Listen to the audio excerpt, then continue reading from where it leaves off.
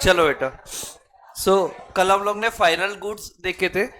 तो final goods हमने ये बोले थे कि जो भी कंज्यूमर्स या हाउस होल्ड जो भी खरीदते हैं सबको ही फाइनल गुड्स हम लोग बोलते हैं। प्लस में जो बिजनेस यूनिट्स खरीदते हैं for investment purpose, that those are also included in the final goods. तो फाइनल गुड्स पे expenditure is equal to consumption expenditure plus investment expenditure. Then हमारा था इंटरमीडिएट गुड्स। और कल मैंने बोला था आप लोगों को कि फाइनल और इंटरमीडिएट गुड्स में डिफरेंशिएट करना इसलिए ज़रूरी है क्योंकि फाइनल गुड्स को हम लोग इंक्लूड करते हैं while calculating national income, while domestic intermediate goods are excluded और they are not considered for calculation of national income. Then ये भी एक पॉइंट था कि final goods are neither resold nor used for any further transformation in the process of production. उनके मदद से production होता है बट वो खुद का कुछ और फर्दर ट्रांसफॉर्मेशन नहीं होता है। Intermediate goods refers to those goods which are used either for resale, मतलब as it is goods purchase किया और सेल किया। मतलब कोई अगर ट्रेडर है जो गुड्स परचेज करता है और वो गुड्स को एज इट इज सेल कर देता है, तो ऐसे गुड्स को भी हम लोग इंटरमीडिएट गुड्स बोलते हैं कि जिसमें और फर्दर कोई प्रोसेस नहीं हो रहा है, उसमें और कोई मैन्युफैक्चरिंग प्रोसेस कैरी आउट हम लोग नहीं कर रहे, वो जैसे खरीद रहा है एज इट इज बेच दे रहा है। But since those goods are being purchase for the purpose of reselling, then those goods will be considered as intermediate goods. Plus में जो गुड्स एज इट इज तो हम लोग सेल नहीं कर रहे बट जिन पे और फर्दर प्रोडक्शन प्रोसेस हो रहा है, जिस पे और फर्दर प्रोडक्शन प्रोसेस हो रहा है, मतलब they are being transformed into something else. मतलब एक तरीके से हमारे जो भी इनपुट्स है, जो भी इनपुट्स है, या हम लोग रॉ मटेरियल भी बोल सकते हैं क्योंकि रॉ मटेरियल पे ही तो हम लोग कुछ काम करते हैं, प्रोडक्शन प्रोसेस कैरी आउट होती है and then they are converted into output and then they are sold. तो जो हम लोग एज इट इज सेल करते हैं उसको भी इंटरमीडिएट गुड्स बोलते हैं। एंड कुछ अगर रॉ मटेरियल वगैरह है जिन पे ये बिजनेस फर्म और further production process carry out करने वाली है, उसको भी हम लोग इंटरमीडिएट गुड कहते हैं। लेकिन हाँ, ये जो फर्दर प्रोडक्शन प्रोसेस है या रीसेलिंग है, that should happen in the same year, that should happen in the same year. So what if they are not sold with in the same year?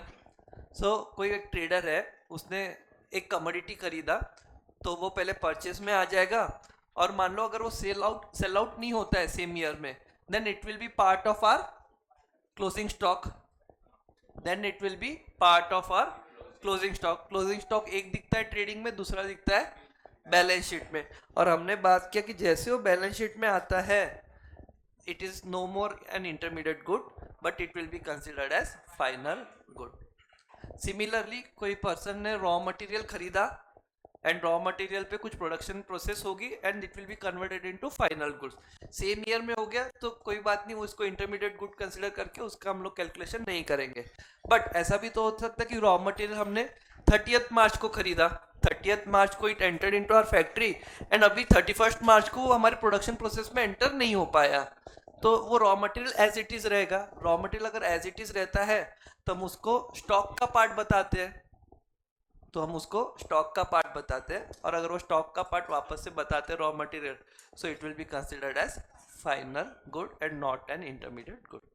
So intermediate good होने के लिए वो resale होना चाहिए या फिर उस पर और further production process carry out होना चाहिए and that too in the same year, जिस साल वो परचेज किया उसी साल में, तो हम उसको इंटरमीडिएट गुड्स कहते हैं। इंटरमीडिएट गुड्स सारे वो गुड्स हैं जिनको हम लोग फर्दर रीसेलिंग के लिए खरीदते हैं या उस पर हम लोग फर्दर कुछ प्रोडक्शन प्रोसेस कैरी आउट करने वाले या ट्रांसफॉर्मेशन वो चीज़ का होने वाला है।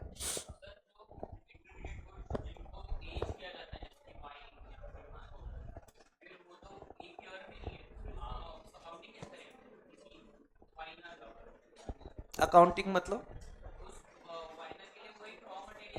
हाँ,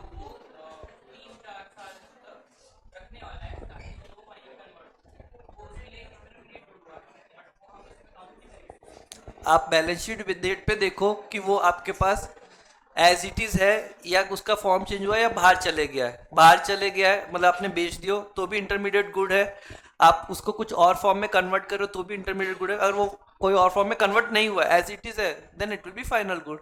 तो वाइन 3 साल 4 साल तक के आपके स्टॉक में रहेगी, फाइनल फाइनल गुड ही रहेगी, और अचानक से एक दिन इंटरमीडिएट हो जाएगी।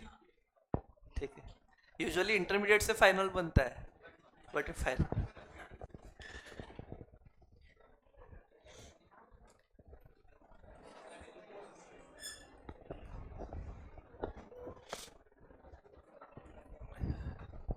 अब वो वैल्यूएशन आपका हर साल अलग अलग होगा, आप मतलब आप उसको मान रहे हो कि 100 रुपए आज वैल्यू है, एक साल के बाद, एक साल पुरानी वाइन 120 की है, उसके और पुरानी 140 की है, तो आपका पहले साल का वैल्यूएशन तो 100 हो जाएगा, नेक्स्ट ईयर 20 आपका प्रोडक्शन माना जाएगा, 120 माइनस, क्योंकि क्योंकि closing stock minus opening stock करते हैं ना।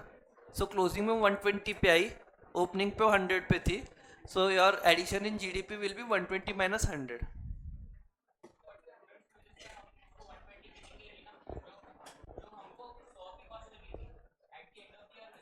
नहीं नहीं, एग्जाम्पल मैं बता रहा हूँ कि लेट से आप अब बोलते हो कि नहीं बेच दी तो फिर कुछ आएगा ही नहीं, बट इन जनरल बता रहा हूँ कि 1 year old wine is costed at 120, 2 years old को आप 150 बोल रहे हो, एग्जाम्पल मतलब बता रहा हूँ, तो उतने का हम लोग वैल्यू एडिशन बोले, एक साल में उतनी की उसकी वैल्यू बढ़ गई, उतना हमने प्रोडक्शन प्रोसेस उसमें लगाया, वैल्यू एडिशन हुआ, so that will be part of our gross value added या जीडीपी। और बाय द वे अपन यहाँ पे अकाउंटिंग का देख ही नहीं रहे, ठीक है, ये मतलब इकोनॉमिक्स तो अलग चलता रहेगा अकाउंटिंग से, ये सिर्फ आप लोग को अकाउंट्स आता है इसलिए समझाने के लिए बता दिया। सो इंटरमीडिएट गुड्स दो हो गए, परचेज फॉर रीसेल और यूज फॉर फर्दर प्रोडक्शन। तो यहाँ पे जैसे एग्जांपल दिया कि मिल्क डेयरी शॉप वाला परचेस करता है, तो डेयरी शॉप वाला मिल्क में और कोई फर्दर प्रोडक्शन फर्दर ट्रांसफॉर्मेशन नहीं करने वाला, वो मिल्क को एज इट इज बेच देगा कंज्यूमर को। तो डेयरी शॉप के लिए भी ये इंटरमीडिएट गुड्स है। और कोई स्वीट शॉप वाला है जिसके लिए milk is raw material, milk में जो भी ड्राई फ्रूट्स डाल के या शुगर डाल पे उस पर और फर्दर प्रोसेस करके उसको स्वीट्स में कन्वर्ट करेगा, तो भी उसके लिए ये इंटरमीडिएट गुड्स है।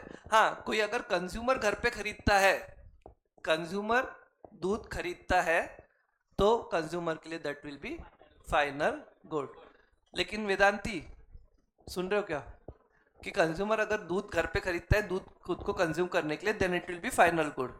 लेकिन अगर कंज्यूमर दूध खरीदता है उससे चाय बनाने के लिए, मतलब उस पर और वो फर्दर कुछ प्रोसेस करने वाला है consumer, then that milk will become, Vedanti Vedanti बताएगी।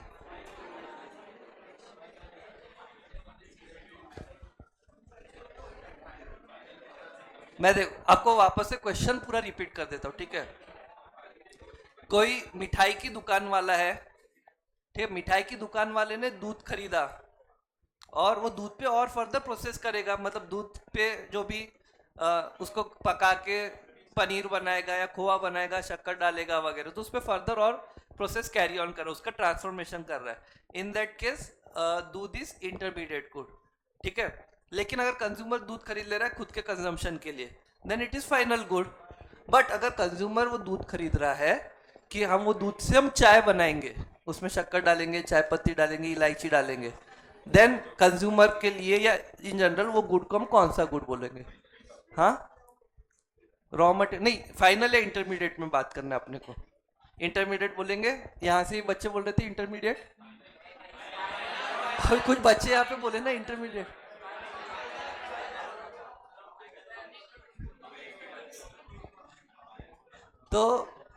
तो any goods purchase by the consumer are final good, doesn't matter वो फर्दर ट्रांसफॉर्मेशन कैरी कर रहा है कि नहीं कर रहा है।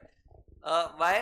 बिकॉज कंज्यूमर जो भी वैल्यू एडिशन कर रहा है, कंज्यूमर जो भी वैल्यू एडिशन कर रहा है वो वैल्यू एडिशन करके बेचेगा तो नहीं, वो गुड्स की वैल्यू नहीं बढ़ने वाली।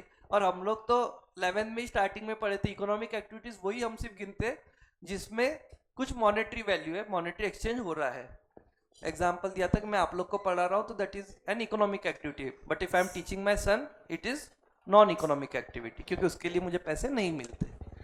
तो यहाँ पे भी आप दूध से चाय बना रहे हो, उसके लिए आपको कोई एडिशनल पैसे तो मिलने वाले हैं नहीं, तो वो वहीं पे फाइनल गुड बन जाता है। क्वेश्चन डिफिकल्ट था बेटा, आप सही थे। हाँ, क्या बोले? सन कैब से पढ़ रहा है तो कैब मैं तो नहीं, मैं आपको पता है ना, आपके पैसे मुझे नहीं मिलते, आपके पैसे कैब्स को जाते, कैब्स मुझे पैसे देता है। क्या हो गया? नहीं नहीं, एक ही से आपको उस दिन भी यार रेलवे स्टेशन पे समझाया, ऐसा नहीं है कुछ, सबको बताना मत लेकिन। तो कैब्स तो पैसे लेगा ना उससे, मैं नहीं लेता हूँ, कैब्स तो लेगा, तो then it will be economic activity. Important points about intermediate goods. They are generally, intermediate goods are generally purchased by one production unit from another production unit. Usually ये B2B transactions ही होते हैं, business to business या firms to firm, क्योंकि normally raw material किसके लिए रहता है? firms के लिए रहता है। बेटा घर आप ना अगर दूध लेते हो वेदांती, तो it is not raw material for you, ठीक है? रॉ मटेरियल उसको बोलेंगे, अगर बिजनेस फर्म है उनके लिए रॉ मटेरियल रहता है। परिणीता हंसो मत यार, नेक्स्ट क्वेश्चन आपको पूछूंगा। सो यूजुअली इंटरमीडिएट गुड्स उनको कहा जाता है जब एक बिजनेस यूनिट दूसरे बिजनेस यूनिट से कोई गुड्स खरीदता है, ठीक है? So intermediate goods remain with in the production boundary. तो परिणीता एक एक बिजनेस यूनिट है, मतलब cabs is a business unit, और कैब्स ने ये कंप्यूटर लिया, ठीक है?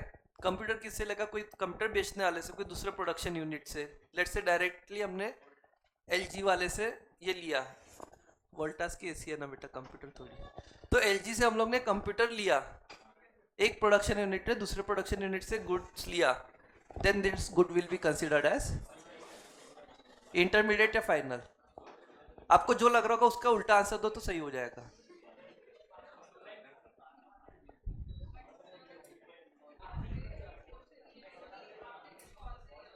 हाँ किसी और, मैं कहाँ कुछ बोल नहीं रहा आपको, मैंने बोला कि फाइनल हो गया। ये बच्चे कुछ भी बोलते रहते हैं, इनका थोड़ी सुनना है अपने को। आपको इंटरमीडिएट लग रहा था बट आपने उसका उल्टा सोचा तो फाइनल हुआ, ऐसा? तो इंटरमीडिएट ही है,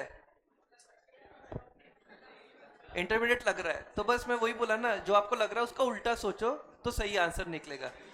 तो final good is the right answer, ठीक है? क्योंकि कैप्स ने इसको तो इन्वेस्टमेंट पर्पस के लिए लिया, ना ही इसको एज इट इज बेचने वाले हैं, ना ही इसका कुछ ट्रांसफॉर्मेशन करने वाले हैं। Then this is the final good, ठीक है? आपको मैंने हिंट भी दे दिया था कि आप उल्टा सोचो करके। तो बस थोड़ा आपने अगर नीचे पड़े रहते ना तो वही था कि all purchases by one production unit from another production unit are not intermediate. जैसे परचेस ऑफ बिल्डिंग मशीनरी वगैरह जो आपके असेट में जाने वाला है एक तरीके से, they are not intermediate good, in fact they are purchase for investment या कैपिटल एक्सपेंडिचर एक तरीके से आप उस पर कर रहे हो, then they will be part of final good.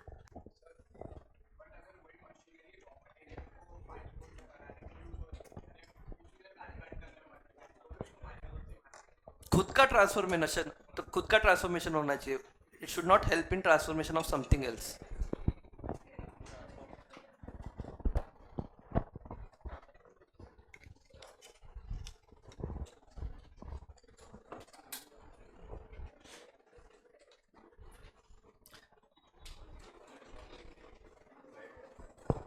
Intermediate goods have derived demand as the demand depends on demand for final goods.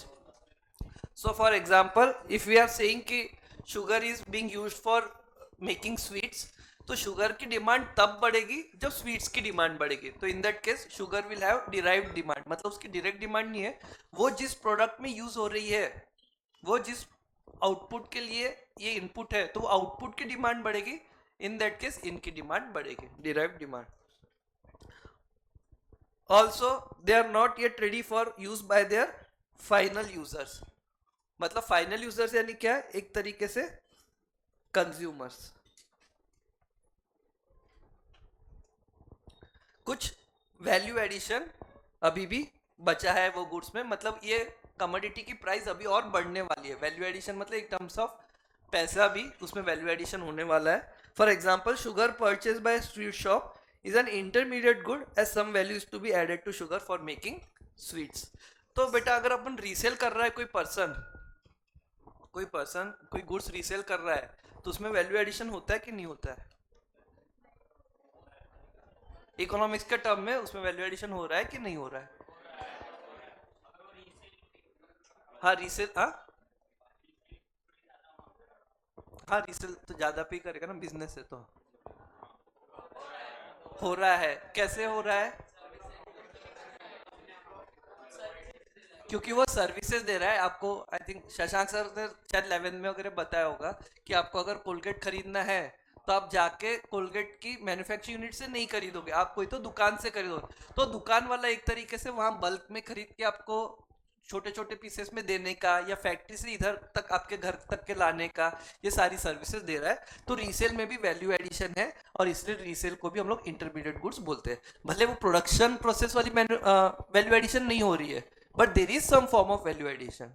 ठीक है, जिसको नहीं समझा होगा टेंशन मत लेना, आप ऐसे समझो कि रीसेल होता है तो भी वैल्यू एडिशन होता है। ड्यूरेबल, ये अब थोड़ा ये दो चीजें थोड़ा ध्यान देना। Durable goods like trucks, aircrafts और vehicles purchased by government for military purposes are included under the category of intermediate goods। पर ये तो एक बात आपको ठीक लग रही क्या? कोई भी प्रोडक्शन यूनिट अगर ट्रक खरीदता है या एयरक्राफ्ट खरीदता है या व्हीकल खरीदता है तो वो फाइनल गुड बोलना चाहिए इंटरमीडिएट आपके हिसाब से? थोड़ा अलग क्यों है बेटा?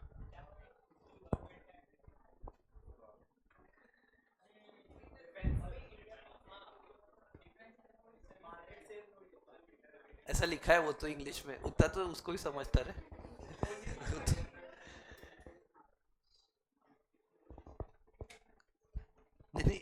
नहीं नहीं, कोई भी इन जनरल कोई भी यूनिट अगर खुद के लिए गाड़ी वगैरह, अभी जैसे कैब्स की वैन है तो फाइनल गुड आएगा ना। हाँ वही मैं बता रहा हूँ। तो कोई भी यूजुअली ये जो भी आइटम्स बोली है ये तो usually they are considered as final goods, क्योंकि उसके हेल्प से हम लोग सर्विसेज देंगे, उसका खुद का ट्रांसफॉर्मेशन नहीं होना है।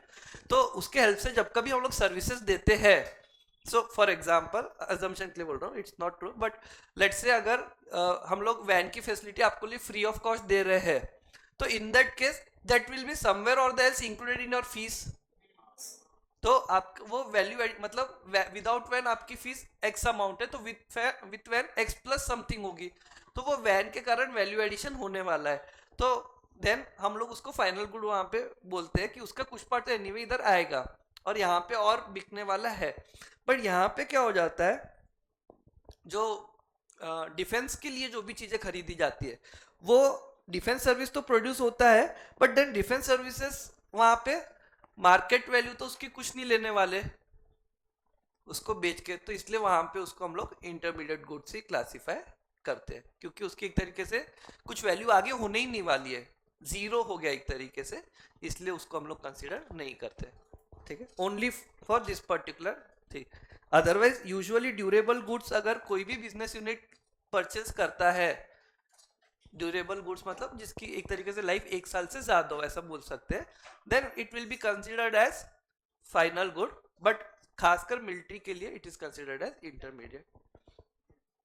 और value of intermediate good is merge with the value of final goods. तो इंटरमीडिएट गुड को हम लोग इसलिए कंसिडर नहीं करते क्योंकि जब फाइनल गुड्स की हम लोग वैल्यू निकालते हैं तो उसमें कहीं ना कहीं इंटरमीडिएट गुड्स की भी वैल्यू आ गई रहती है, तो उसको हम लोग कंसिडर नहीं करते। मतलब कोई मिठाई वाला है वो दूध खरीद रहा है तो हम दूध की वैल्यू को फाइनल गुड्स में नहीं कंसिडर करेंगे, क्योंकि जब मिठाई की वैल्यू हम लोग निकालेंगे तो मिठाई की वैल्यू इज इंक्लूसिव ऑफ दूध का कॉस्ट, शुगर का कॉस्ट और भी जो भी चीजें उसमें डाला है। इसीलिए हम लोग अगर बिल का भी कॉस्ट निकालेंगे और इधर स्वीट्स का भी निकालेंगे, मतलब लेट से कोई मिठाई 300 रुपए किलो है जिसमें से 100 रुपए का दूध लगा हुआ है, तो हम लोग सिर्फ 300 रुपए किलो की मिठाई प्रोड्यूस हुई यही बोलेंगे क्योंकि उसमें 100 रुपए का दूध ऑलरेडी इंक्लूडेड है।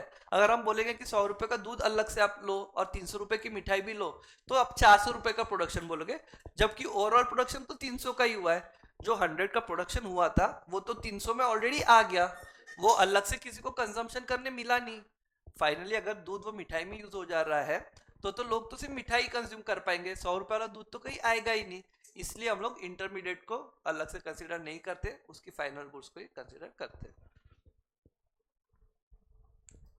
यहाँ पे एग्जाम्पल दिया है कि suppose a Miller buys wheat worth rupees 700 and converts it into flour worth 1000. So now the value of flour, that is final good, includes the value of wheat. कि कोई चक्की वाला गेहूं खरीद के पिसवाता है, तो जो पिसे हुए गेहूं की वैल्यू है गेहूं के आटे की, दैट इंक्लूड्स गेहूं की भी वैल्यू, इसलिए हम लोग गेहूं का वैल्यू अलग और पिसे हुए गेहूं या आटा की वैल्यू अलग ऐसे नहीं लेते. यहाँ पे एक बात आई थी कि intermediate goods remain with in the production boundary. तो व्हाट इज प्रोडक्शन बाउंड्री? तो नॉर्मली इकोनॉमिक्स में ऐसा माना जाता है कि जब तक goods with in production boundary में है तब तक के उसको इंटरमीडिएट गुड्स माना जाता है, और जैसे वो बाहर होते हैं प्रोडक्शन बाउंड्री के, then they are considered as final good. Within production boundary मतलब उसमें कुछ तो और वैल्यू एडिशन होने का बचा है. हाँ बोलो.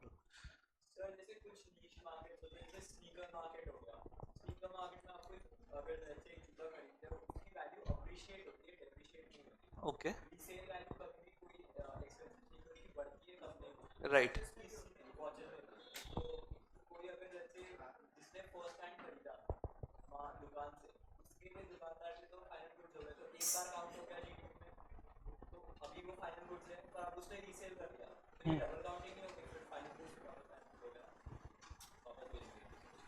नहीं तो जब भी सेकेंड हैंड गुड्स का रीसेल हो रहा है ना, सेकेंड हैंड आप बोल रहे हो कि दुकानदार नए लेके ही बेच रहा है?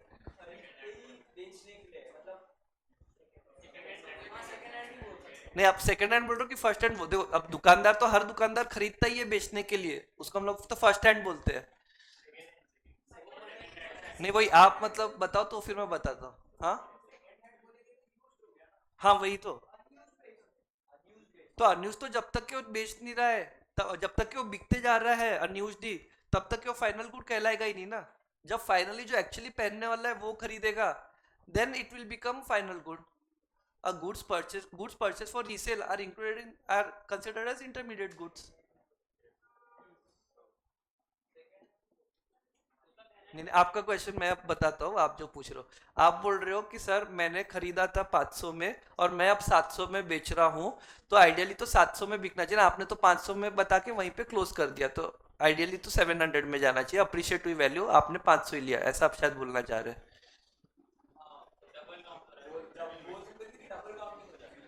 कैसे डबल काउंट? अब आगे देखेंगे कि सेकेंड हैंड गुड्स को हम लोग कंसिडर ही नहीं करते. while calculating GDP, sale purchase of second hand goods are not considered.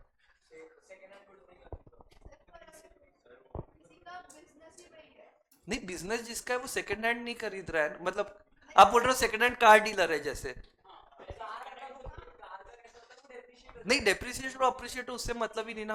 हम लोग बोलते हैं कि जिस साल प्रोड्यूस हुआ, मैं पहले बता रहा हूँ, जिस साल प्रोड्यूस हुआ था उस समय उसकी कितनी वैल्यू थी. एमआरपी. हाँ एमआरपी बोलो, जिस साल प्रोड्यूस हुई थी यूज करने के लिए.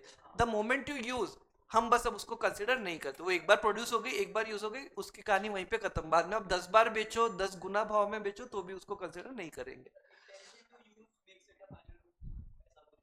हाँ, कंज्यूमर खुद के कंजम्पशन के लिए लेता है, इसीलिए वो फाइनल गुड कहा जाता है. या फिर बिजनेस उसके मदद से कुछ प्रोडक्शन करने वाला है, तो उसको फाइनल गुड. वही तो, गुड पर से is not a final good और इंटरमीडिएट गुड. मिल्क आप खरीद रहे हो तो मतलब आप अपने घर के लिए खरीद रहे हो, then it will be final good. And milk कोई चाय वाला खरीद रहा है, चाय बेचने वाला, then it will be an intermediate good. Intention पे ये ना, गुड के पर से कोई गुड का नाम लो और आप बोलोगे ये क्या है, तो नहीं रहेगा. कंप्यूटर हम लोग खरीद रहे हैं as a caps, then it will be final good. कोई कंप्यूटर बेचने वाला कंप्यूटर खरीद रहा है, then it will be an intermediate good. नहीं नहीं करें, सेकंड हैंड को कभी करेंगे ही नहीं.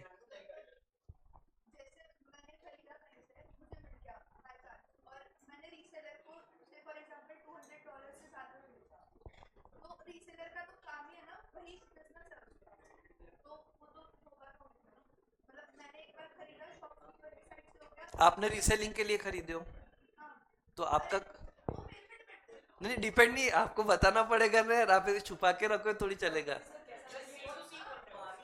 हाँ सी टू सी भी चलेगा ना, बट सी टू सी में वही आपका इंटेंशन क्या था. अगर आपका इंटेंशन यूज के लिए था तो आपका वही फाइनल गुड, अब आप उसको 10 गुना वैल्यू में बेचो, बात खत्म, नहीं गिनेंगे हम लोग। और आपने रीसेलिंग के लिए किया, so then you are like a firm who had purchase goods for reselling.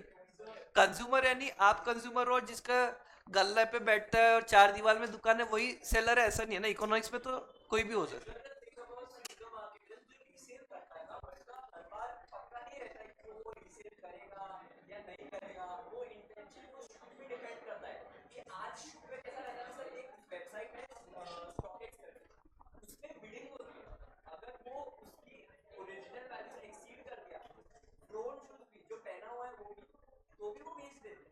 हाँ, तो उस केस में उसको सेकंड हैंड गुड्स का ही सेल बोलेंगे, and it will not be, नहीं होगा। नहीं, income tax and economics are two different thing ना। इनकम टैक्स तो आपको कुछ भी, आपको फ्री में भी इनकम मिलती है without doing anything. Income tax will be charge, मतलब आप लॉटरी जीतते हो तो इनकम टैक्स लगेगा, but it will not be considered your factor income.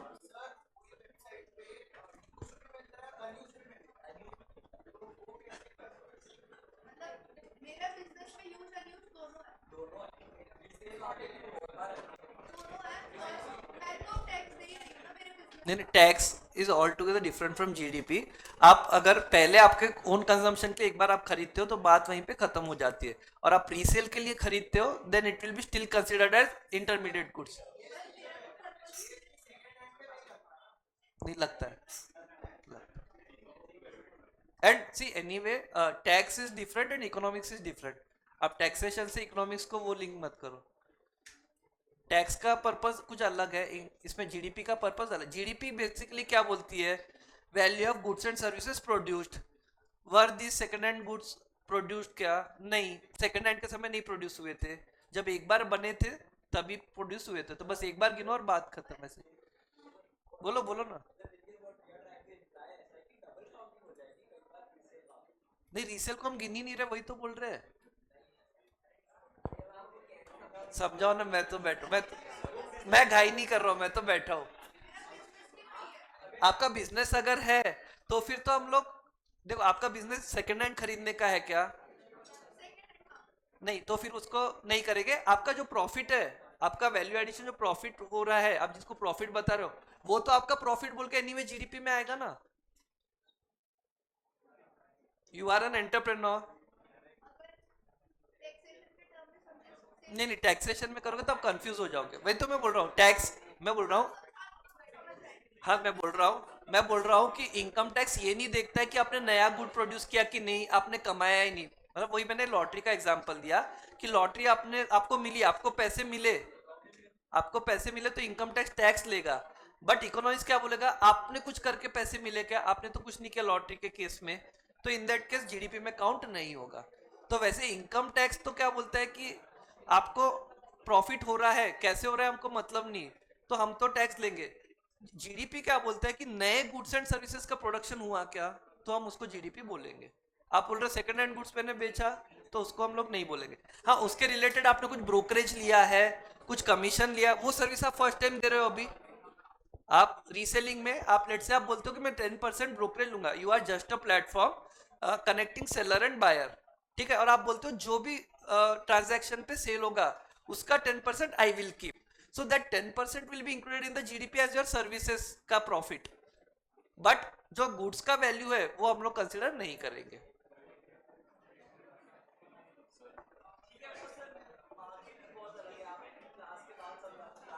नहीं नहीं, मार्केट में पता है, शार्क टैंक में अगर देखा था तो आई, हाँ तो वो ध्यान है मेरे को, बट वही नहीं कंसिडर होगा। So once you are saying ना I bought it for use my own purpose, तो it has cross the production boundary. अब आप उसको कुछ भी करो ना, आप वो 100 साल के बाद एंटीक हो जाएगा, अब आप 1 करोड़ में बेचो तो भी नहीं कंसिडर होगा।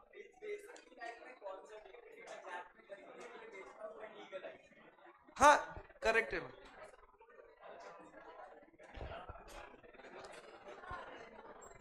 आपका पहले से इंटेंशन क्या था वो है। सी अगर देखो, हर दुकान वाला भी रीसेलिंग के लिए खरीद रहा है, और ब्लैक में व्हाइट में क्या है ना, वो तो हर दुकान वाला जितने में खरीदता है प्रोड्यूसर से, उससे तो ज्यादा में ही बेच रहा है। हर दुकान वाला is a reseller, her trader is a reseller, सभी लोग खरीद रहे ज्यादा में बेचने के लिए ही है, तो उनका काउंट होता है। क्योंकि इनिशियली बात ही वो था। और नए गुड्स को किया है, अनयूज्ड गुड्स को। जो यूज्ड गुड्स को खरीद रहा है तो उसको हम लोग नहीं कंसिडर करते, क्योंकि there is simple concept is there is no production of new goods and services in that particular transaction.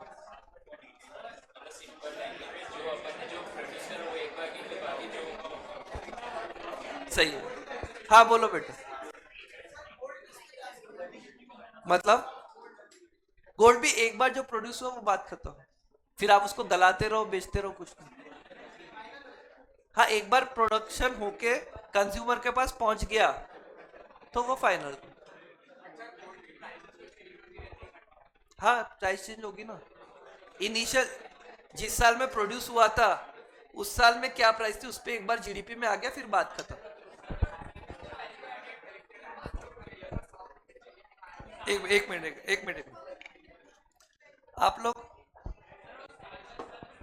देखो, रॉ मटेरियल भी तो कि रॉ मटेरियल की भी तो प्राइसेस चेंज होती रहती है, तो वो तो रहेगा ही ना। नहीं फर्क पड़ता। वाइन का देख लिए ना। बेटा बाकी लोग बातें मत करो ना आपस में।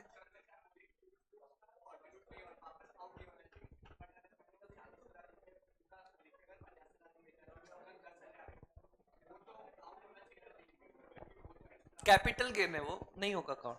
वो 10,000 के लिए आपने कुछ प्रोड्यूस किया क्या गुड्स एंड सर्विसेज? नहीं किए।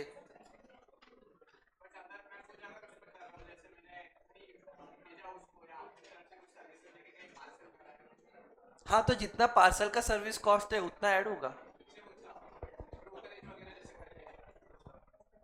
शेयर्स है जैसे for example, best example shares. आज आपने शेयर 100 रुपए के खरीदे, कल को 200 में बेचे, तो वो 100 रुपीज को जीडीपी में ऐड नहीं होने वाला। शेयर की तो हर एवरी सेकंड वैल्यू चेंज होती है। Shares let's assume in longer term appreciate ही होता है, तो शेयर्स में नहीं। हाँ शेयर्स में जो ब्रोकरेज लगते जा रहा है और दूसरी चीजें लग रही है चार्जेस, वो सिर्फ ऐड होगा, बाकी चीजें नहीं ऐड होगी।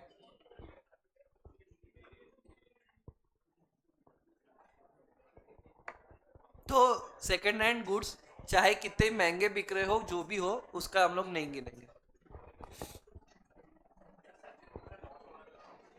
तो भी कुछ नहीं ना। अरे टैक्स थोड़ी है कि गेन होगा तो उस पर हम लोग पैसा लेंगे, लॉस होगा तो नहीं लेंगे।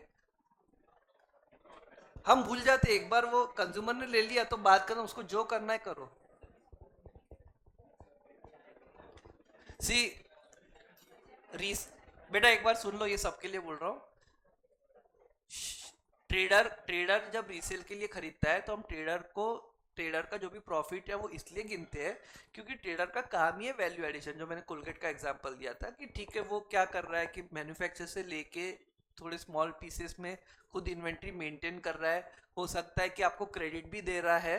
तो ऐसे जो भी ट्रेडर भी है वो भी सर्विसेज देता है, इसलिए उसका हम लोग गिनते हैं। ये जो वैल्यू एडिशन करता है that is for his services. जो भी सर्विसेज आप बोलो कि कन्वीनियंस बोलो या आपको फ्री क्रेडिट एक्सटेंड कर रहा है वगैरह, जो भी सर्विसेज। बट बाकी आप सेकंड हैंड मार्केट में जो भी कर रहे हो तो you are not giving any particular service, you are just doing arbitrage कि कम में खरीद रहे हो ज्यादा में बेच रहे हो। So that is no particular service. आप प्रॉफिट कमा रहे हो दैट इज 100% श्योर। प्रॉफिट पे टैक्स लगेगा कि नहीं या जीएसटी लेना है कि नहीं, दैट इज टैक्सेशन अथॉरिटी का क्वेश्चन कि हमको इस पे लेना चाहिए कि नहीं लेना चाहिए। But as far as economics is concern, they see whether new goods have been produced या new services have been produced। अगर new goods या new service प्रोड्यूस हुए हैं तो उसको जीडीपी में ऐड करो, नहीं हुए तो कुछ नहीं, it will not come under the purview of GDP.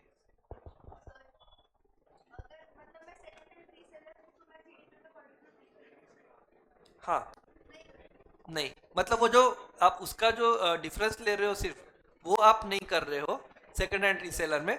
But second hand reseller में आप बहुत बार ब्रोकरेज करके कुछ ऐड करते हो, या मान लो आपने उसको कुछ ठीक करके किया तो वो आएगा।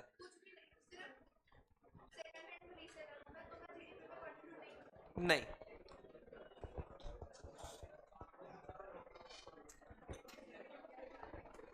चलो द तो प्रोडक्शन बाउंड्री में जब तक गुड्स रहते हैं उसको हम लोग इंटरमीडिएट बोलते हैं। The moment they cross the production boundary then they are classified as final goods. The production boundary is the line around the productive sector, मतलब गुड्स अगर विद इन प्रोडक्टिव सेक्टर में ही है या फिर विद इन फर्म्स में ही है, then they will be considered as intermediate goods. और जैसे ही फर्म से हैंड ओवर उसका हो जाता है कंज्यूमर को, देन विल से कि they have cross the production border और they have cross the production line and now they are called as final goods.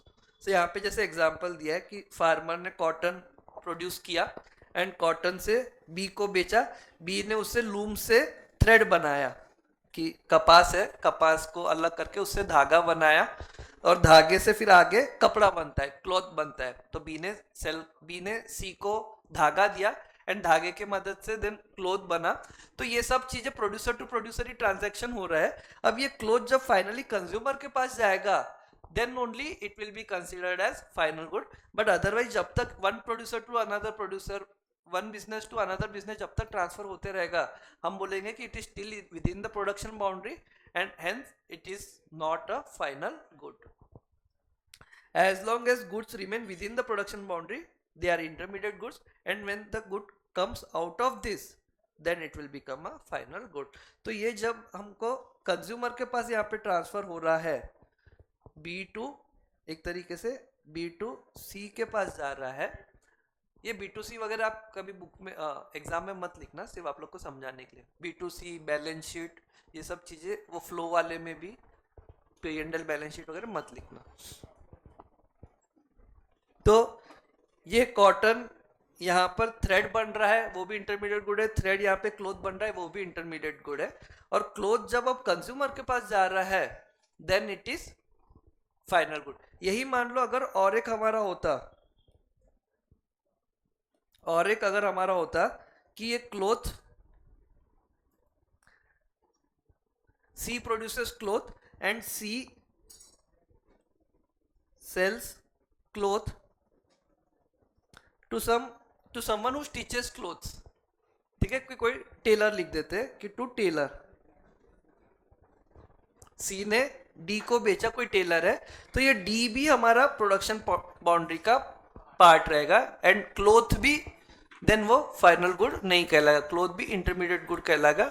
And फिर वो जाके फाइनल गुड तब होगा जब ये यहाँ पे क्लोथ्स बेच रहा है डायरेक्टली, कि टेलर फिर यहाँ पे क्लोथ्स बेच रहा है। ये क्लोथ मतलब कपड़ा, क्लोथ्स मतलब कपड़े, सिंगुलर प्लूरल की बात नहीं है। क्लोथ यानी यूजुअली अनस्टिच को बोलते हैं और क्लोथ्स स्टिच को बोलते हैं। तो आगे वही कि distinction between intermediate and final good is made on the basis of use, जो तब बात हो रही कि आपका इंटेंशन क्या है वो गुड खरीद के, and not on the basis of the product itself, कि ये प्रोडक्ट इंटरमीडिएट है, फाइनल हम एज इट इज नहीं बोल सकते। प्रणय, मैं बोला हूं ना कि बात करना है तो बढ़िया कैप्स की टी शर्ट में आओ और बात करो, फिर दिखते ही निकॉन लग रहा है, ध्यान नहीं जाता। ये ऐसे बच्चों कैसे अलग ही आ जाते हैं और फिर आज रचित आया ही नहीं क्या? अच्छा डिसीजन लिया उसने क्लास के हित में, बेवजह क्लास को वो करना।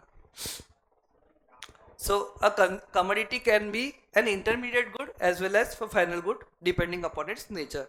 वही एग्जांपल दिया कि शुगर, अगर कोई मिठाई की शॉप वाला शुगर खरीद रहा है उससे मिठाई बनाने के लिए, then it will be an intermediate good. But घर वाला कोई खरीद रहा है खुद के कंजम्पशन के लिए, then it is final good. तो वेदांती, अगर वो शुगर से मिठाई बनाने वाले हो आप, तो भी शुगर क्या है? फाइनल गुड है ना बेटा। क्या घर पे आप खरीद, अब बाहर खरीद के बेकरी में थोड़ी बेचने जाओगे शुगर। ठीक है, तो आप शुगर खरीद के घर पे मिठाई भी बना रहे हो, still it will be final good. और बेकरी वाला शुगर खरीद के एज इट इज शुगर बेच रहा है आपको, तो भी शुगर क्या हो गया? इंटरमीडिएट है ना बेटा। मैं बोल रहा हूँ ना, जो आपको दिल से लगे ना उसका एग्जैक्ट उल्टा बोल देना, तो आप मोस्ट ऑफ द टाइम सही रहोगे। मैं क्वेश्चन ही वो पूछता हूँ कि जिसमें आप कंफ्यूज हो जाओ। ठीक है, so distinction is made, distinction between intermediate और final good is made on the basis of end use. If end use of a good is consumption or investment, अगर बिजनेस फर्म है तो इन्वेस्टमेंट के लिए भी खरीदता है, जैसे प्लांट एंड मशीनरी है या जो कुछ भी फर्नीचर फिक्चर्स है, then it will be final good. और अगर good is use for resale या उसमें और कुछ फर्दर प्रोडक्शन होने वाला है in the same year, then it is an intermediate good.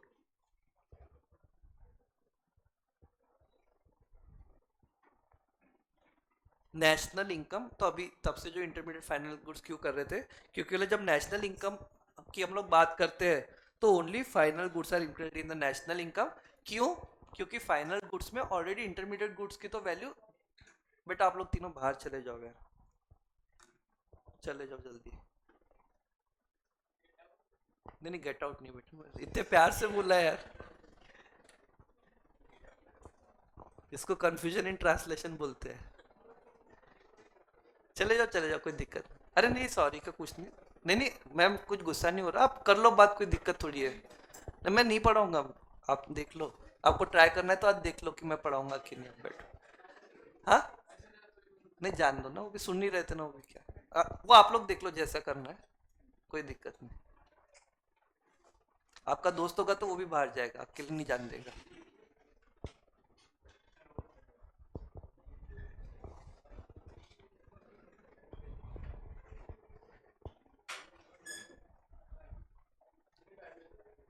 मुझे क्यों देख रहे हैं?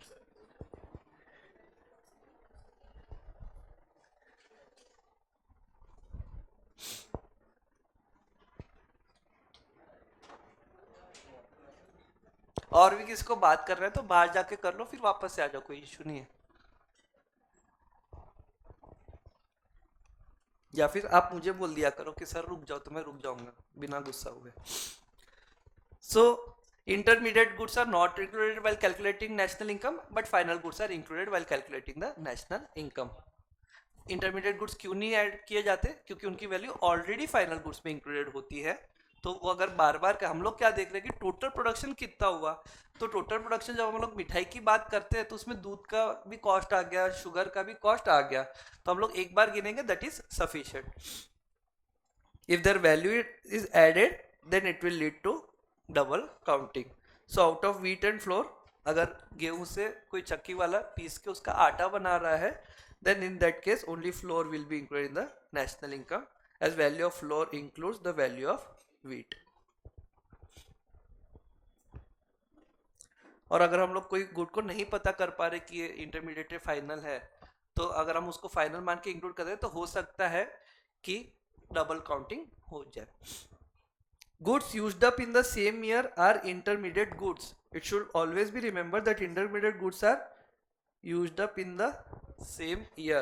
If they remain for more than 1 year, then they are treated as final goods. तो वही मैं बोल रहा हूँ कि अगर आपका रॉ मटेरियल आपने खरीदा था, कोई भी चीज आपने एज ए रॉ मटेरियल खरीदा था, तो इनिशियली तो उसको हम लोग इंटरमीडिएट गुड बोलते हैं।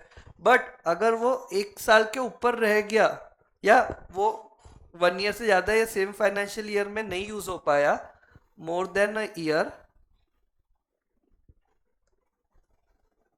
Then it will be considered as stock. है ना, आपकी स्टॉक में आ जाएगा, वो बुक्स के स्टॉक में, आपकी बैलेंस शीट में भी आएगा, एंड वो बैलेंस शीट में आ गया तो उसको हम लोग फाइनल गुड्स बोल देंगे। क्या हो गया राजवीर, हाथ खड़े किया आपने?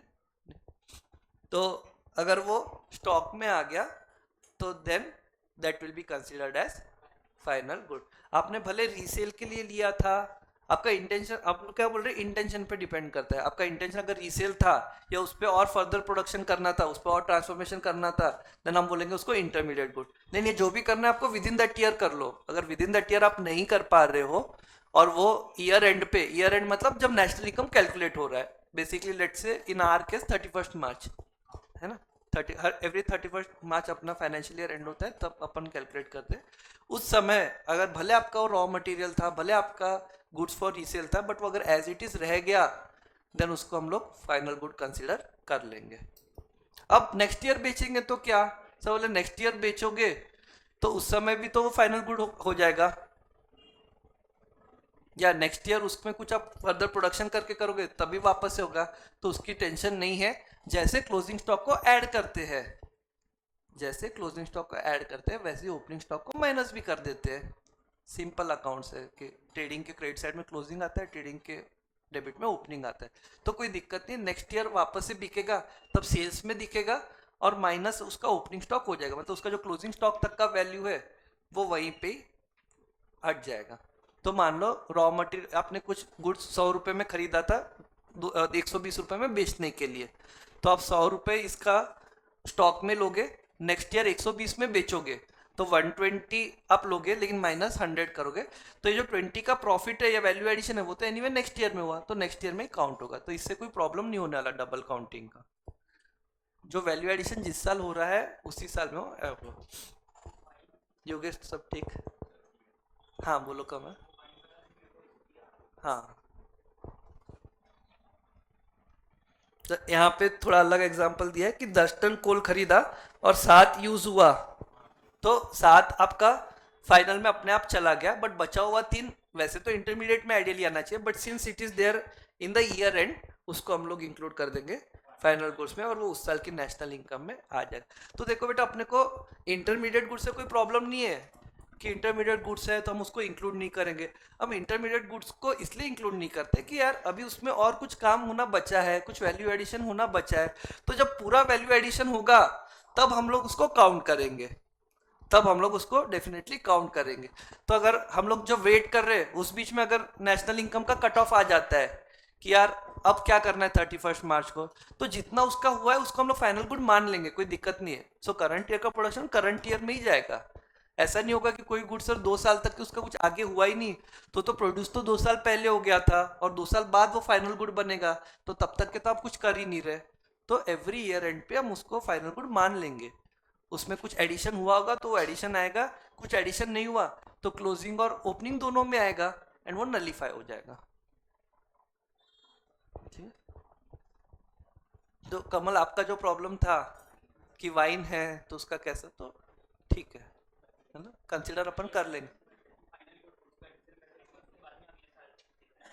और अगले साल का भी आपको टेंशन नहीं लेना कि यार अगले साल, अब लास्ट ईयर तो कंसिडर कर दिया था, फिर इस साल के फाइनल ग्रुप में वो इंटरमीडिएट गुड तो इंक्लूडेड था, तो अब कैसे आप डबल काउंटिंग चला रहे? नहीं कर रहे, हम लोग ओपनिंग को ऐड लेस कर दे रहे। बोलो बेटा। हाँ, नेशनल इनकम, यस।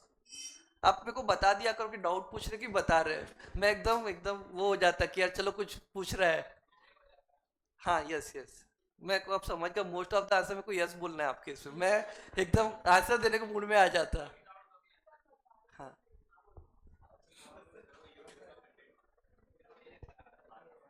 सो ये अब आप लोग फाइनल गुड्स इंटरमीडिएट गुड्स का ये डिफरेंशिएशन पढ़ लेना, ये वाले भी पढ़ लेना, कुछ डाउट आता है तो नेक्स्ट क्लास में हम लोग डिस्कस करेंगे। बाकी अभी के लिए क्लास हो गई, थैंक यू। आ जाओ ना, आ जाओ।